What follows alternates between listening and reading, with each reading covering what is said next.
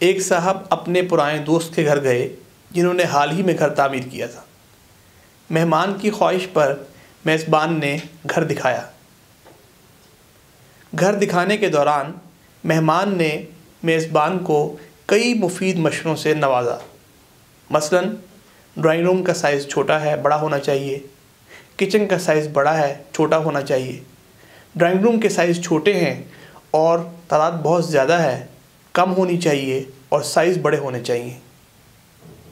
मेहमान लिहाज के तहत मेज़बान के मुफ्त और मुफीद मशवरों को बर्दाश्त करते रहे, मगर फिर एक स्टेज पर जाकर उनकी बर्दाश्त जवाब दे गई और उन्होंने मेहमान से कुछ चुभते हुए सवाल किए।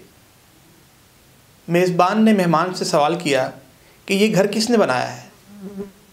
मेहमान ने फ़ौरन जवाब दिया, जनाब आपने। मेज़बान ने दूसरा सवाल किया, इस घर में रहना किसने है?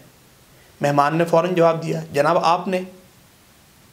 मेज़बान ने पलट कर जवाब दिया कि जब इस घर में रहना मैंने है, ये घर बनाया मैंने है, तो आप जनाब को खामखा ज़हमत हो रही है, बराए करम ज़रा ब्रेक पे पाँव रखें। मेज़बान का ये जवाब सुनते ही मेहमान साहब कुछ शर्मिंदा से हो गए। दोस्तों, अगर हम गौर करें तो हम अक्सर रोज़मर्रा के मामलात में इर्द गिर्द अपने दोस्त अहबाब अज़ीज़ों को बग़ैर उनकी मर्ज़ी के और बग़ैर उनके हालात जाने मुफ्त और मुफीद मशवरों से नवाजते रहते हैं, जिनका न उन्हें को फ़ायदा होता है और न ही हमें। किसी को भी मशवरा देने से पहले उसकी मर्ज़ी और उसके मुकम्मल हालात जानना नहायत ज़रूरी है।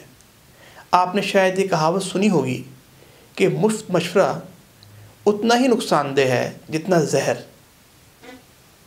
आइए कोशिश करें, इस मैसेज पर ख़ुद भी अमल करें और अपने दोस्त अहबाब से शेयर भी करें।